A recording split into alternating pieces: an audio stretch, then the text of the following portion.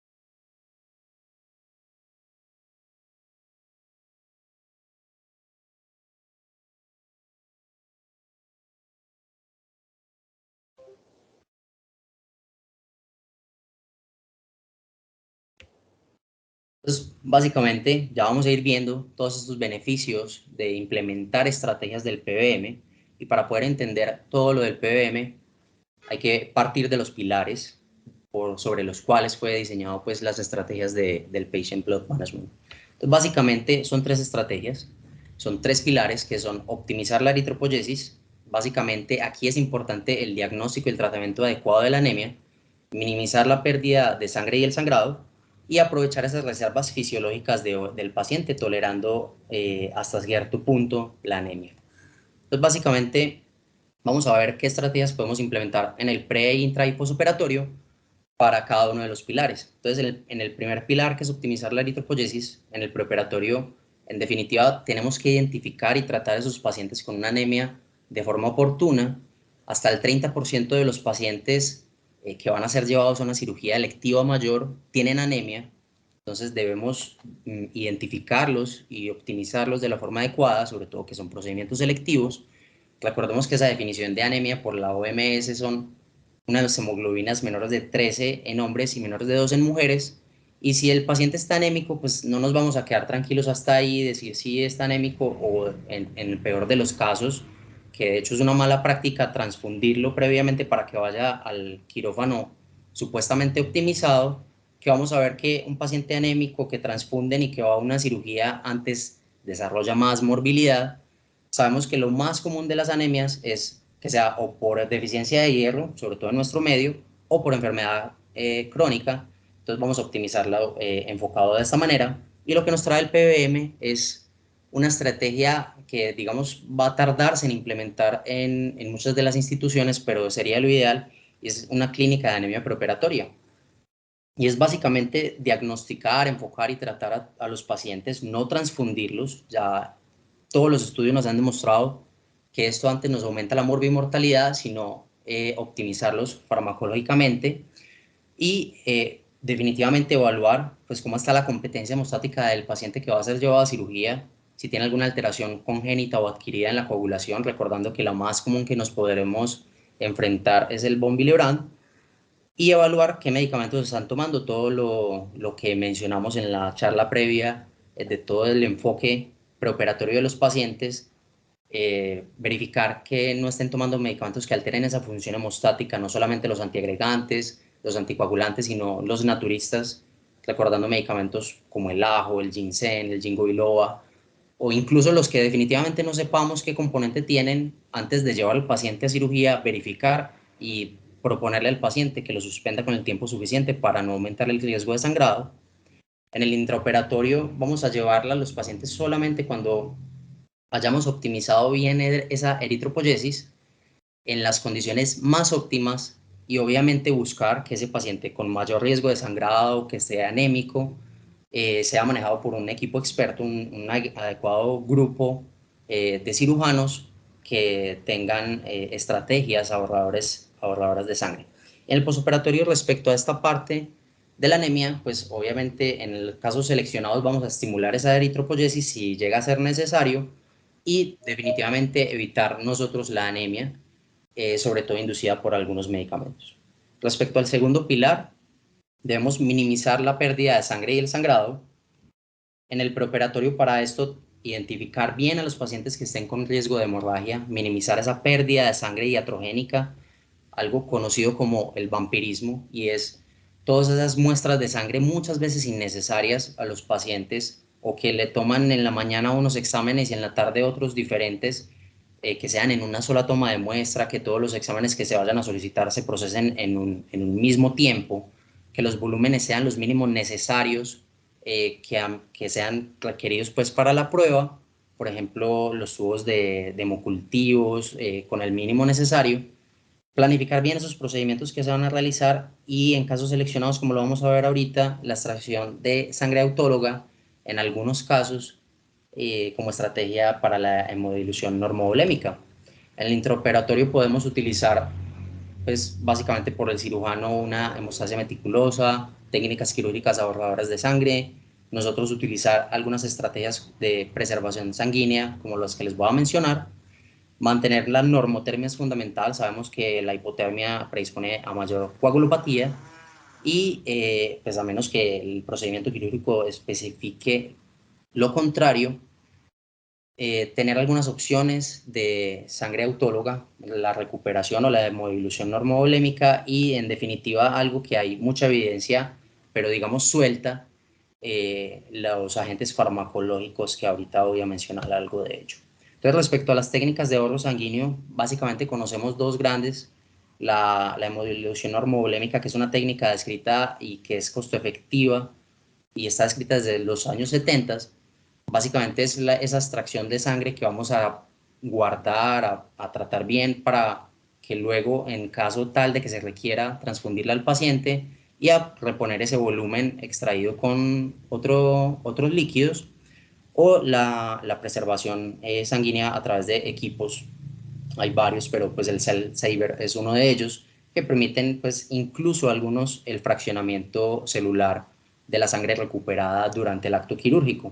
Básicamente esto está indicado en trauma, en hemorragia obstétrica, en cirugía cardíaca y vascular, cirugía ortopédica mayor e incluso en trasplante, en oncológicas, que antes se creía que no, pero estos equipos permiten el lavado incluso de células tumorales, haciendo seguro, aún más seguro, la transfusión con sangre autóloga que con hemoderivados de un banco de sangre. Solamente estaría contraindicado en pacientes con anemia de células falciformes o en sepsis. Recordando que es fundamental en el intraoperatorio mantener esa normotermia. Sabemos que la hipotermia per se solita es un marcador independiente de mortalidad. Recordemos que eso ya lo hemos dicho muchas veces, hace parte del monitoreo basal básico. Siempre deberíamos monitorizar la temperatura y guiarnos a una meta cercana a 35 grados y usar todos los mecanismos que tengamos a la mano para evitar esa hipotermia y calentar a los pacientes con mantas, los calentadores de líquidos, no solamente para los líquidos intravenosos, sino para los de irrigación. Y básicamente, respecto a los medicamentos, sabemos ya que obviamente no están disponibles en todas las instituciones donde estemos, pero hay múltiples estrategias para prevenir o llegar al requerimiento de transfusiones, utilizar de forma profiláctica o terapéutica los antifibrinolíticos, que incluso pues tienen evidencia, y ya hemos hablado en algunas de las charlas, a nivel local y sistémico, utilizar medicamentos como el complejo protrombínico cuando sea necesario, la desmopresina, el concentrado de fibrinógeno, y haciendo hincapié en el calcio, sobre todo cuando tenemos pacientes con un calcio iónico, tratar de que esté por encima de 1, porque por debajo de esa hipocalcemia duplica el riesgo de transfusión masiva. Recordar que el calcio es fundamental para la hemostasia del paciente, y tener pues por ahí en la mente el factor 7 activado con todo lo que ha habido en cuanto a su evidencia, pero solamente como un salvavidas, como un último recurso para esos pacientes que, a pesar de todas las estrategias que estemos utilizando, siga sangrando. Básicamente la monitoría en tiempo real a la cabecera del paciente es algo fundamental que nos trae todas las estrategias del PBM.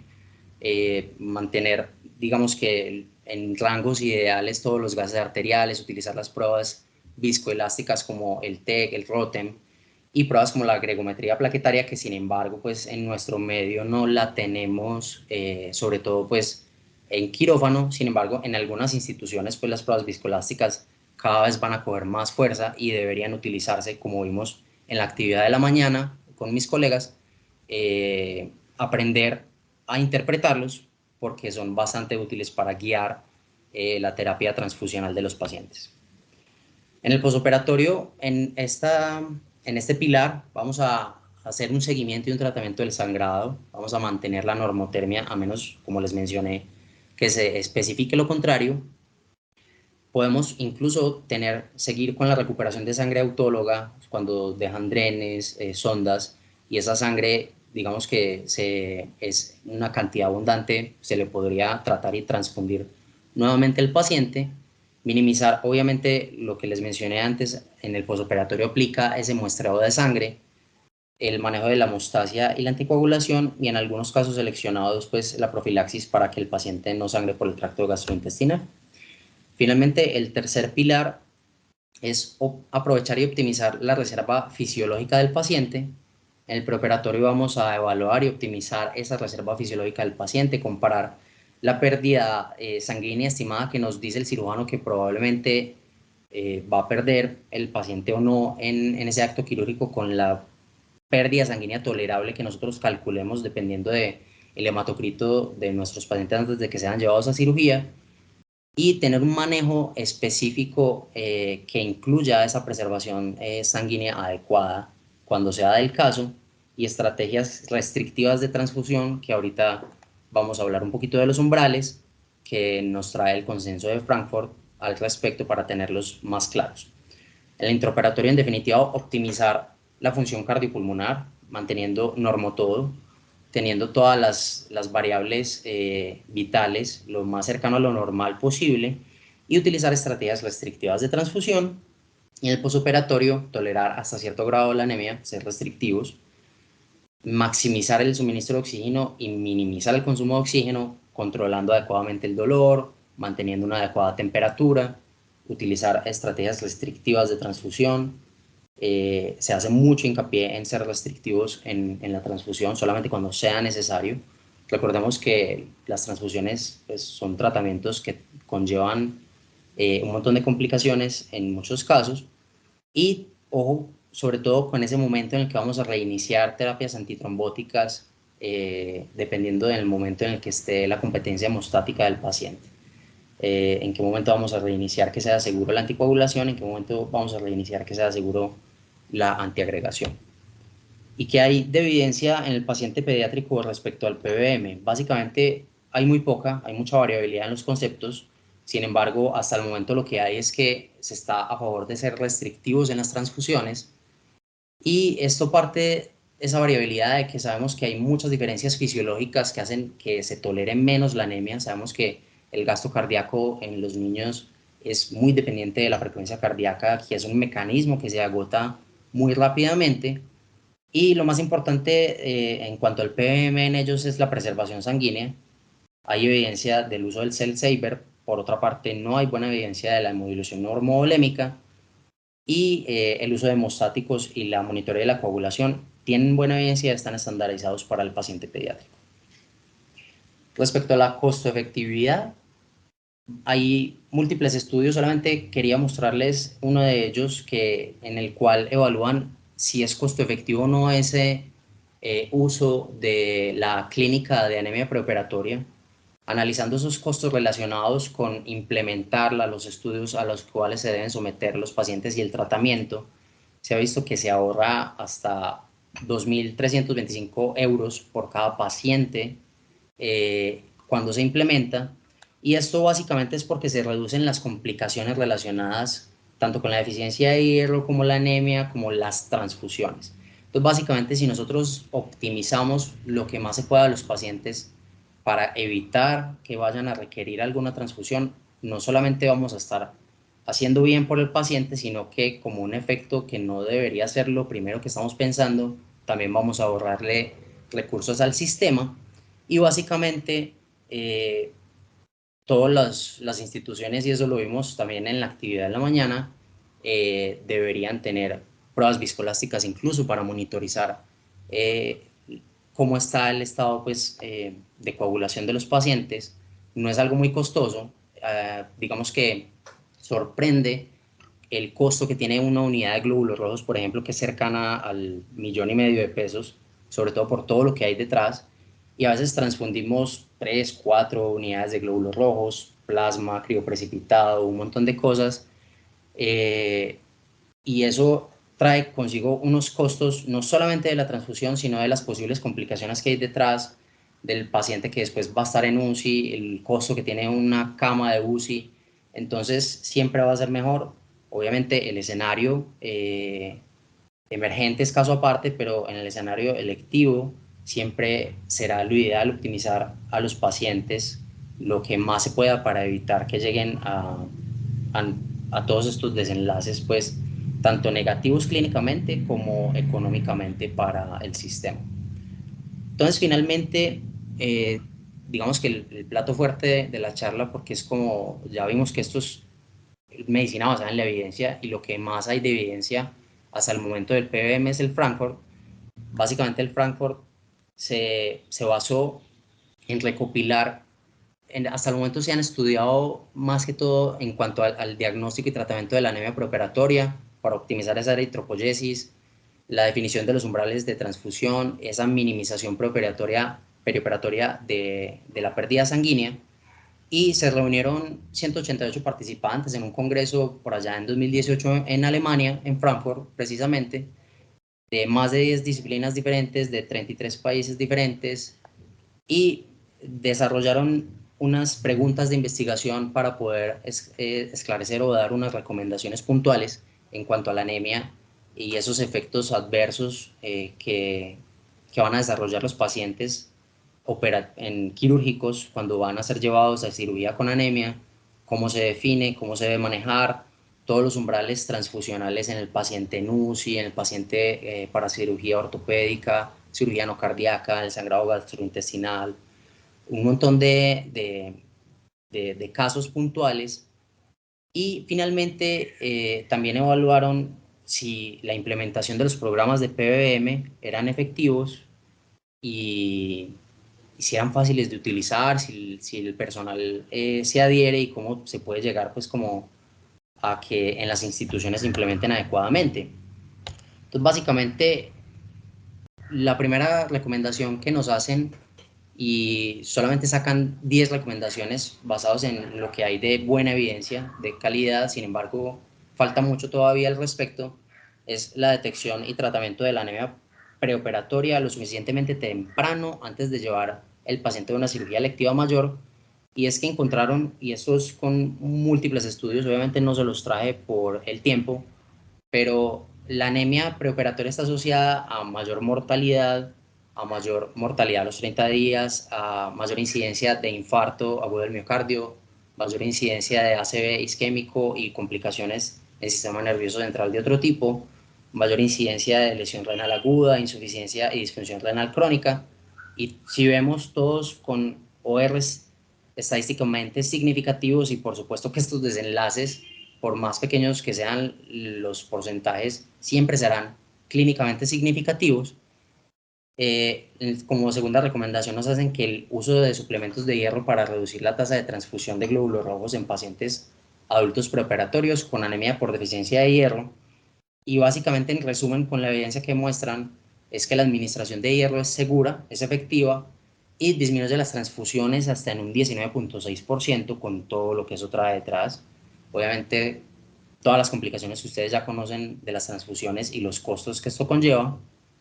Nos recomiendan no utilizar agentes estimulantes de la eritropoyesis de forma rutinaria para los pacientes adultos preoperatorios con anemia sometidos a cirugía electiva. Y básicamente los estudios que muestran que el paciente con EPO versus el paciente sin EPO, pues sí tienen menos requerimiento de transfusiones, pero esto no impacta en esos desenlaces duros, en esos desenlaces pues mayores en cuanto a mortalidad, en infarto, pero tampoco es que sea en contra. Por eso nos hacen la cuarta recomendación, y es considerar eritropoyetinas de acción corta sumado a la suplementación con hierro para reducir esas tasas de transfusión en los pacientes que están anémicos. Recordemos, como les mencioné al principio, las principales causas de anemia, sobre todo pues en nuestro medio, son deficiencia de hierro y enfermedad crónica, y ambas, digamos, se tratan con esta combinación de hierro y eritropoyetinas, y básicamente demostraron que los grupos que recibieron esta combinación en comparación con placebo o con un tratamiento habitual o con hacer absolutamente nada, disminuye esa proporción de transfusiones. Sin embargo, no hay diferencias significativas tampoco en mortalidad por todas las causas ni en el resto de desenlaces duros. Respecto a los umbrales transfusionales, importante que nos traen 4 umbrales transfusionales fundamentales, y es ser restrictivos en la transfusión en el paciente en cuidados intensivos críticamente enfermos pero clínicamente estables. Sabemos que el umbral para estos pacientes, según este consenso, es 7. Una hemoglobina menor de 7 podríamos considerar transfundirlos, y es que encontraron que en los pacientes que fueron restrictivos se transfundían cada paciente con 3 unidades de sangre menos que en el que eran más liberales, que transfundían con hemoglobinas más bajas de 1.66 gramos por decilitro más bajas. Es decir, si transfundo a alguien con 7, otro lo estaba transfundiendo con 8.7 básicamente. Y no hay ninguna diferencia entre ser más restrictivos en la mortalidad, es decir, por ahí vamos ganando. Si no nos aumenta mortalidad, si no nos aumenta desenlaces negativos, estamos ahorrándonos complicaciones derivadas de la transfusión y costos. Y antes encontraron que disminuye la mortalidad hospitalaria. Entonces, por todos lados, ser más restrictivos en estos pacientes da más beneficios. Tener un umbral más restrictivo al que teníamos antes, los pacientes que iban a su cirugía cardíaca, en este caso nos traen hemoglobina por debajo de 7,5, y encontraron que hasta el 23.3% de los pacientes recibieron menos transfusiones, transfundidos con casi una unidad menos, y con concentraciones de hemoglobina 1.4 gramos por decilitro menos que los que transfundieron con umbrales más liberales, sin diferencias significativas entre ninguna de las estrategias. Entonces, si no nos trae eventos o desenlaces negativos, pues mucho mejor para el paciente. Un umbral restrictivo de la transfusión menor de 8 en pacientes con fractura de cadera y enfermedad cardiovascular u otros factores de riesgo. Entonces, lo mismo, muchos pacientes menos, 42.6 pacientes menos recibieron transfusiones, con menos unidades, con menos hemoglobina que tenían en el momento, y no hubo diferencia entre ellos. Y tener un umbral restrictivo de transfusión entre 7 y 8, ahí fueron un poquito más laxos porque no había mejor evidencia en los pacientes con hemorragia gastrointestinal aguda, utilizando 24.5 menos transfusiones, con menos unidades, menos hemoglobina, y en eso se encontraron que incluso podría haber una reducción sutil de la mortalidad a 30 días siendo más restrictivos. Finalmente, nos hacen unas recomendaciones respecto a esta implementación de los programas y encontraron que la implementación de programas de PBM en las instituciones mejora ese uso de los hemoderivados, se administran menos transfusiones después de la implementación de los programas de PBM.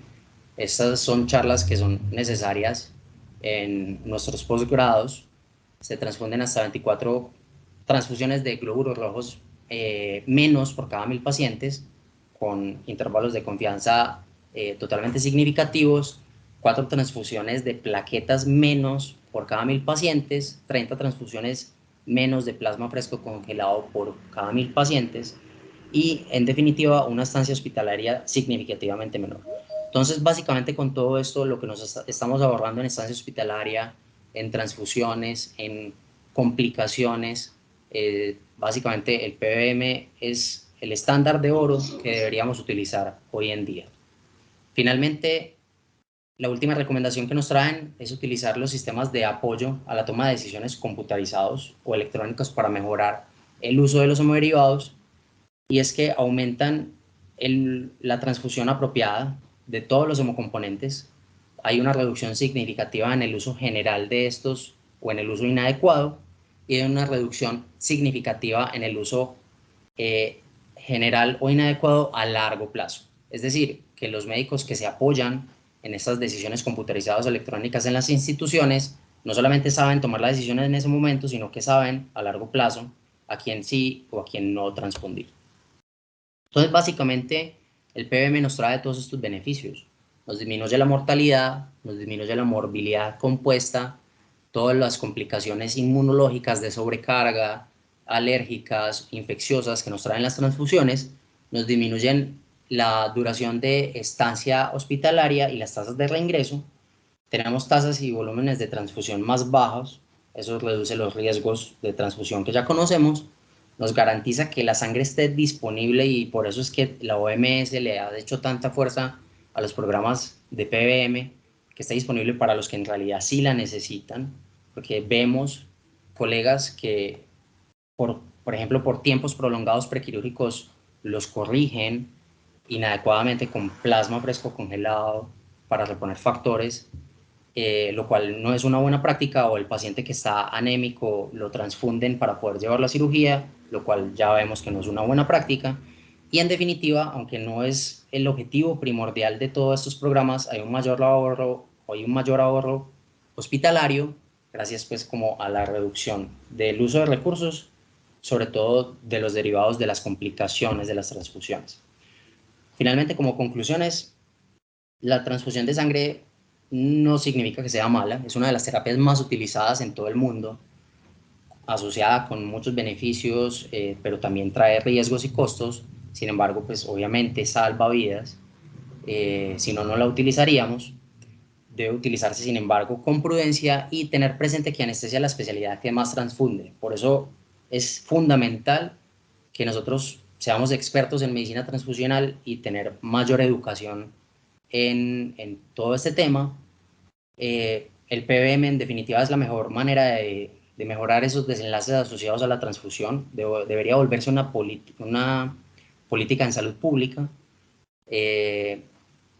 Tenemos que propender por mejorar la optimización preoperatoria de los pacientes. Obviamente hay instituciones donde no vamos a poder implementar esas clínicas de anemia preoperatoria, en fin, o por ejemplo comprar un Rotem, pero sería ideal pues implementar algunas de las estrategias del PBM para mejorar los desenlaces en los pacientes, y propender siempre por esas técnicas de ahorro sanguíneo y cobijarnos en las terapias farmacológicas que ya conocemos, todos los medicamentos que mencioné.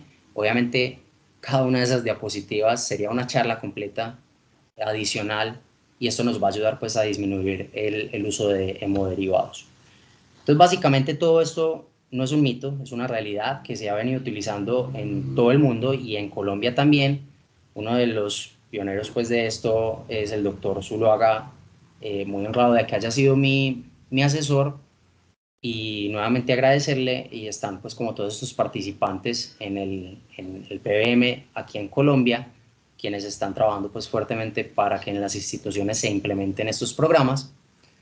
Y muchísimas gracias por la atención. Simplemente decirles que nuestra premisa siempre va a ser no hacer daño a los pacientes.